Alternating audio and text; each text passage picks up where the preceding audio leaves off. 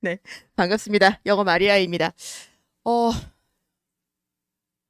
오늘 시험 어땠는지, 그리고 어떻게 저희가 대비를 해야 될지, 과연 1등급은 몇 점이 나왔는지, 그리고 학교에서 선생님이 생각하셨던 1등급이 왜 지금 그만큼이 안 나왔는지, 이제 거기까지 하나씩 설명을, 반가워요, 병석이. 자, 말씀을 드리도록 할게요.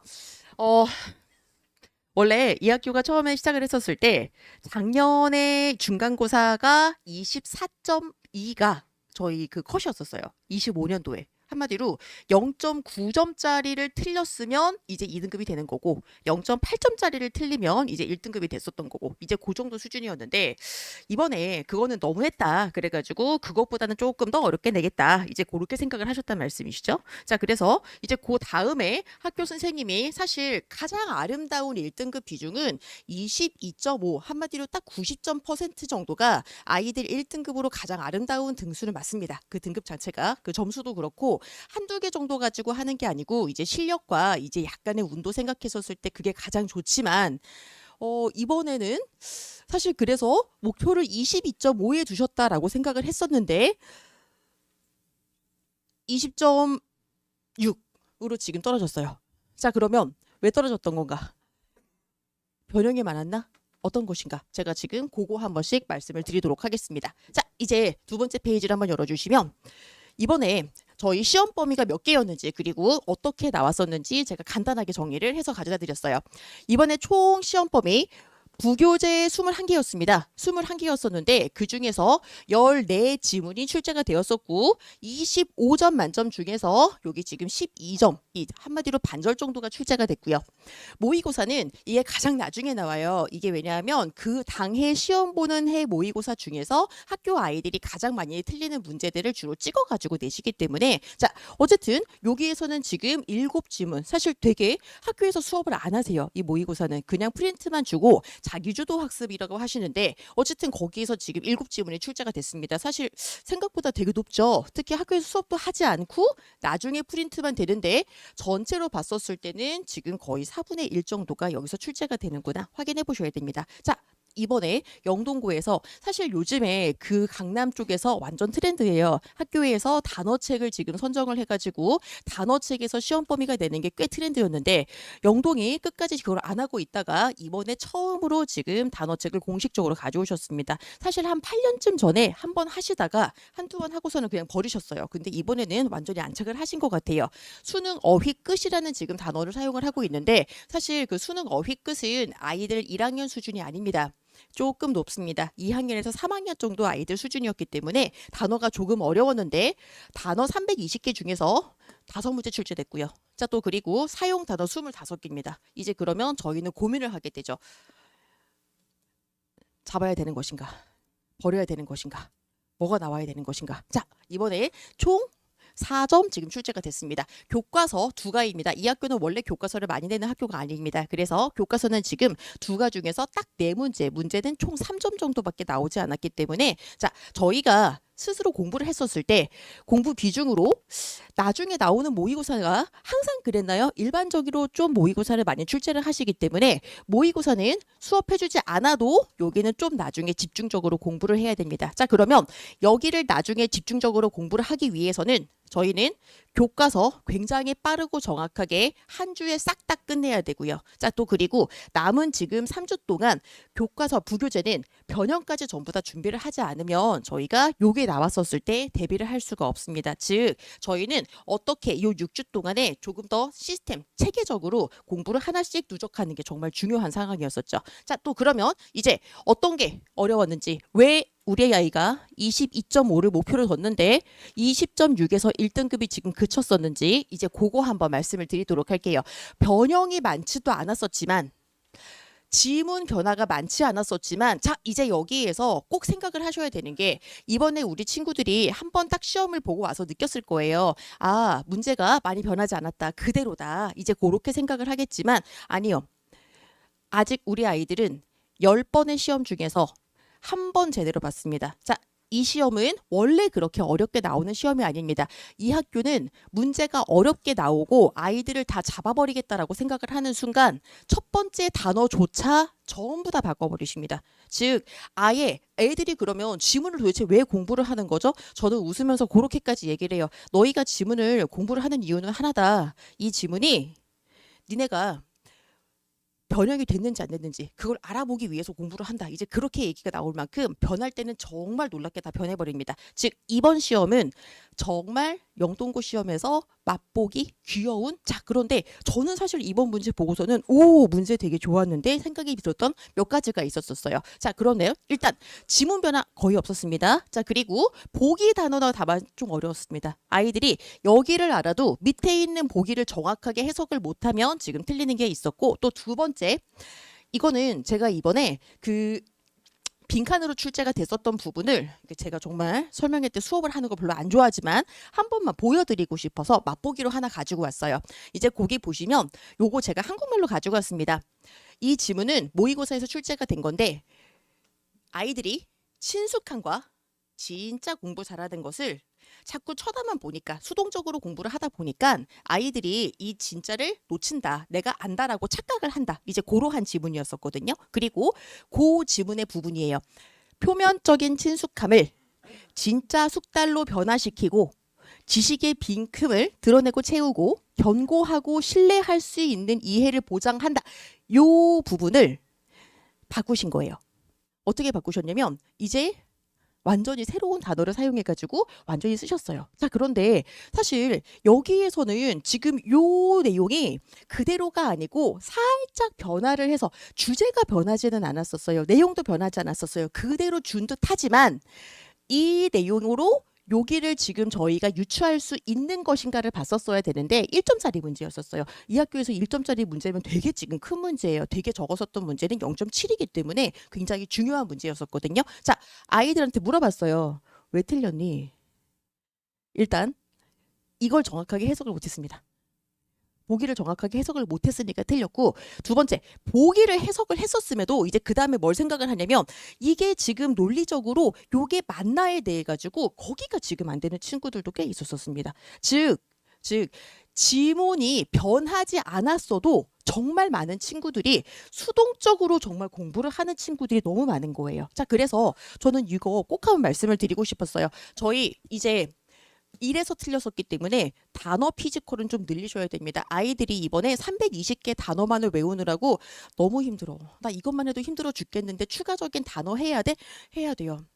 영동은 이 동네 학교에서 가장 어려운 학교예요. 솔직히 단어 수준으로만 따지면 어디 외고에 갖다 놔도 절대 뒤지지 않습니다. 저희가 이길 겁니다. 자, 그래서 단어 피지컬 자체를 꼭 늘려야 됩니다. 특히 이 학교에서는 너무나도 사랑하시는 몇 개의 그런 단어들이 있어요. 그 단어 꼭 알고 가야 되고 실제로도 이번 시험에 나왔습니다. 자, 또 그리고 두 번째 이게 전부라고 생각하면 안 돼요.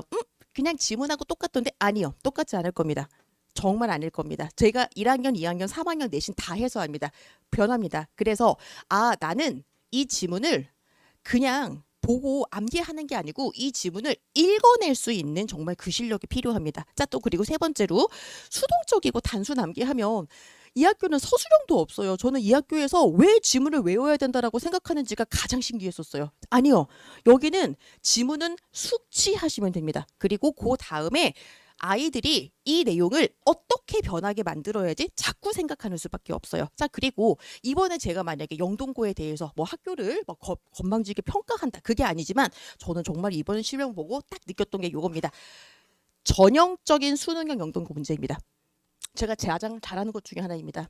자 그리고 내용을 있는 그대로 보는 게 아니고 비틀어서 이쪽에서 저쪽에서 다양한 각도로 보면서 해야 되는 그 수능 문제였었습니다. 자 그러면 한번 문제 몇 개만 간단하게 보여드릴게요. 이번에 가장 아이들이 힘들어했던 게 단어였었죠. 320개 지금 단어 중에서 단어도 어려운데 요번에 단어가 5문제가 나왔는데 첫 번째 요거 문장을 주고 여기에 들어가지 않는 단어 고르세요. 자 두 번째 영영풀이 정확한 거 고르세요. 자 이걸로 2문제. 그 다음에 문맥상 요거 어색한 거 확인해 보세요. 지금 요렇게 나왔습니다. 자 이제 확인하셔야 되는 건 저희는 그걸 봐야 돼요. 저 예문이 학교에서 있었던 그 책의 예문이 그대로 나왔는지를 확인하셔야 됩니다. 안 나왔어요. 바꿨어요. 두 번째, 이 학교가 그러면 그 책에 영영풀이가 있나요? 아니요. 영영풀이 없습니다. 영영풀이 없이 저희가 그때그때 보고 가야 됩니다. 즉, 자, 저희가 그냥 단어로 외우면 안 됐고 또 학교에서 뭐도 하셨었냐면 유의어, 반의어, 파생어까지 보라고 하셨었어요. 그런데 이제 여기까지는 문제가 나오지 않았지만 그러면 문제가 이렇게 고정되었을까요? 아니요.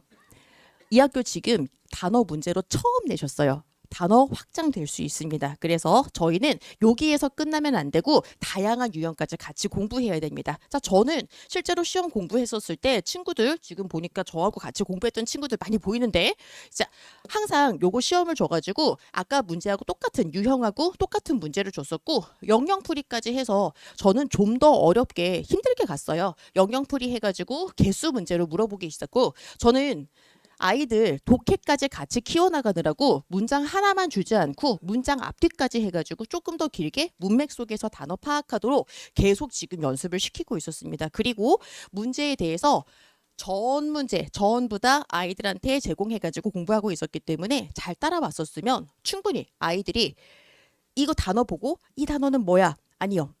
하나도 필요 없어요. 이 단어는 뭐야가 아니고 이 단어가 문맥 속에서 어떻게 쓰일 수 있어? 거기까지 확인했었어야 되는 황부 저는 확실하게 준비했었습니다. 자, 또 두 번째 어법. 사실 이것도 이 얘기를 드리고 싶었어요. 제가 지금 강사 생활이 18년 차인데 애들이 변해요. 매년 변해요. 그런데 이번에 친구들을 제가 보고 깜짝 놀란 게 저희가 공부를 시켜보니까 사실 남자아이들 집중력은 아시잖아요. 그렇게 오래가지 않습니다. 그러다 보니 저는 아이들한테 일방적으로 이렇게 얘기를 해가지고 하면 오래를 버티지 못하기 때문에 문제를 주고 문제를 풀어본 다음에 그 문제 틀린 거를 설명하는 게 훨씬 더 아이들한테 도움이 된다고 확신을 해요. 근데 이번에 보고 깜짝 놀란 게 아이들이 자기가 준비가 되지 않았다라고 생각했었을 때 그 모의고사가 내가 이걸 모르는구나 라고 해가지고 그 모의고사를 모르니까 나는 거기를 공부해야지 그렇게 되는 게 아니고 내가 이 모의고사는 점수가 잘 나와야만 그때 보는 나는 모든 게 다 준비가 됐었을 때만 보는 그 모의고사다라고 그렇게 생각을 하더라고요. 문제는 뭔지 아시죠? 시험 전날이 됐는데도 우리 친구들은 아직 공부가 다 되지 않았어요. 그래서 이제 보면서 저 지금 이거 풀 실력이 안 되는데 아니 네가 지금 풀 실력이 안 되니까 보고 뭘 모르는지를 찾아가지고 공부를 해야 되잖아. 그런데 지금 여기에서 저 지문을 볼게요. 너한테는 이미 6주가 넘는 시간이 있었어. 지금 와가지고 지문을 보면 끝난 거야. 이거 지금 이렇게 보면 안 돼. 차라리 틀리고 거기 공부하는 게 훨씬 나라고 그렇게 얘기를 해도 열려요. 많이 열려요. 우리 아이들이. 그래서 제가 첫 번째 두 번을 직보를 했었거든요. 첫 번째 직보는 모의고사로 돌렸고 두 번째 직보는 그냥 그래. 우리 여린 마음을 더 상처 주지 말자. 그러면 저희가 찍어줄 테니까 우리 부교재 21개 그냥 다 같이 보자 해가지고 그냥 부교재 다 같이 봤어요. 다 같이 봤는데 21개 저 2시간 반 만에 처음부터 끝까지 싹 다 찝어줘가지고 마무리했었거든요. 자, 보시면 이번에 여기 보면서 아이들이 말로만 자 형광펜 쳐 제가 그렇게 형광펜 쳐가지고 기억하는 애들을 본 적이 없어요. 써야 돼요. 내 손으로 쓰지 않고 내 손으로 기억을 안 하면 절대 기억 안 나요, 이거. 그래서 가장 핵심적인 부분만 빈칸 뚫은 다음에 거기에서 찍어줬어요. 사실 이번에 시험 봤었을 때도 어법 두 문제 나왔습니다. 그리고 그 어법 두 문제에서 제가 찍은 거 다 나왔었습니다. 가정법 조심하라고 별표 치라고 엄청 열심히 얘기했었고 관계사, 서치댓에서 이거 잘 나오니까 요거 확인하라고도 엄청 얘기했었고 관계부사까지 해서 어법 문제 확실하게 아이들한테 찍어줬었고 보고서는 얘기하더라고요. 나왔어요. 이제 그 얘기하더라고요. 그래서 일단 어법 확실하게 저축했었고 무엇보다 요거 한 문제만 더 말씀을 드리면 영동고 이번에 원문 변형이 하나 나왔습니다. 그런데 그 원문 변형 제가 한 문제 보여드릴게요. 거기에 써가지고 있으니까 확인해 줄 수가 있을 텐데 여기에 보시면 여기 하얀색 위로 되어 있었던 요 부분이 지금 교과서 본문하고 부교재 본문하고 똑같아요. 자, 그런데 단어도 사실 좀 변하긴 했지만, 자, 그것보다 이제 제가 빨간색으로 쳐놨던 요 부분은 학교에서 기본 부교재에다가 색을 찾아서 밑에다가 붙이신 거예요. 밑에다 붙이셔서 요만큼은 지금 한마디로 아이들이 이 내용은 알아도 이 내용은 지금 처음 보고 있었던 내용이고, 요 내용에서 요렇게 빈칸이 나온 거죠. 자, 그리고 이제 거기서 빈칸이 나오다 보니까 아이들이 여기도 읽고 빈칸 문제까지 풀어야 되는 1번 문제였었는데, 자, 이거는 저희가 수업 시간, 4주차 수업 시간에 저희가 아이들 원문하고 같이 했었던 내용입니다.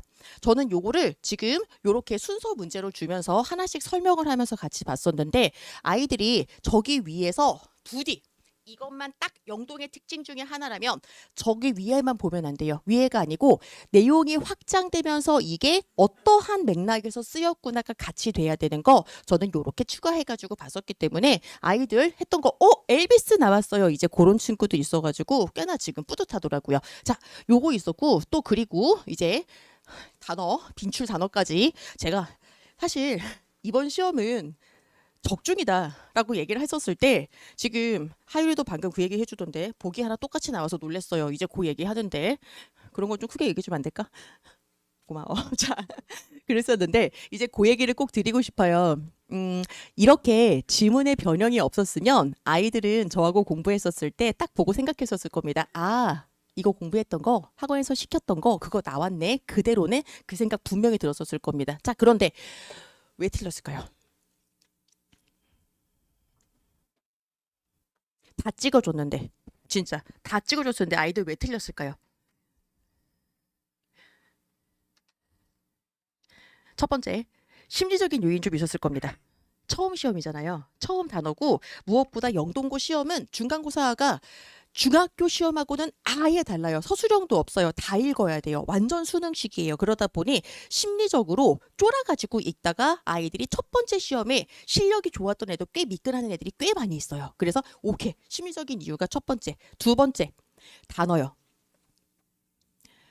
남자아이들한테 320개의 단어와 320개의 단어에서 유반파 예문까지 보라고 하는 건 굉장한 압박으로 지금 다가옵니다. 자, 그래서 단어에 대해서 아이들이 시간이 계속 뭔가 지금 있다 보니까 단어에서 한번 발목을 잡혔을 거고, 자, 세 번째, 따라갈 수 없는 피지컬 차이요. 보기 해석이 안 되는 겁니다. 아무리 뭐라고 해도 추가 지문이 이렇게 나왔어도 아이들이 나 이거는 알아. 이게 정확하게 해석이 안 돼. 여기에 있는 단어가 안 돼. 이렇게 되니까 지금 그래서 안 되는 겁니다. 자, 그러면 저희는 어떻게 해야 지금 이거를 극복을 할 수가 있을까요? 저는 이렇게 극복하려고 합니다. 이번에 숙제를 제가 예를 들어서 평소에 주는 숙제가 60페이지였다면 숙제를 30페이지로 확 줄이려고 합니다. 숙제를 30페이지로 확 줄이는 대신에 하나라도 끝내지 못하면 사실 그 30페이지는 정말 엑기스만 딱 뽑아가지고 이제 그러면 애들이 제가 그 얘기 했더니 그 얘기 하더라고요. 선생님 그럼 혹시 글씨 크기를 반절로 줄여가지고 이렇게 30페이지에 넣겠다라는 그런 소리냐? 아니요. 아니고요. 진짜 이거 모르면 모르겠는 정도의 완벽하게 딱 줄인 엑기스 30페이지 이내로만 매주 숙제를 줄 겁니다. 아이들이 이것만 제대로 해도 갈 수 있도록 제가 부담 최소화 해드릴게요. 두 번째, 그 대신 그 주의 단어와 그 주의 숙제가 마무리되지 못하면 저는 이번에도 마찬가지였지만 매주 밤까지, 그러니까 화요일 하루 빼고요. 월수 목금 전 새벽까지 남아가지고 애들 끝까지 갈궜었거든요. 자, 그래서 끝까지 남아가지고 단어, 그 주의 단어 그리고 그 주의 시험까지 완벽하게 2번 이상 마무리해가지고 지금 보내도록 하겠습니다. 사실 아이들이 피지컬 차이를 순식간에 극복할 수는 없어요. 12년 동안 너무 열심히 해왔던 아이들을 순식간에 이렇게 잡을 수는 없지만 저는 확실하게 말씀드릴 수 있는 거라면 요 시험에서 가장 핵심적인 내용을 가장 효율적인 방법으로 아이들에게 가장 좋은 결과를 가지고 올 수 있도록 그 부분은 최선을 다해줄 수가 있습니다. 그리고 부족한 부분, 피지컬 안 되는 부분 제발 클리닉 시간에 남아서 저하고 마무리한다라고 하면 제가 해석하는 방법 도와줘가지고 마무리 꼭 시킬 테니까 그거 한번 마무리해 보시면 정말 아이들한테 기말고사 좋은 점수 나올 거라고 생각합니다. 자, 저는 이렇게 마무리하도록 하겠습니다. 감사합니다.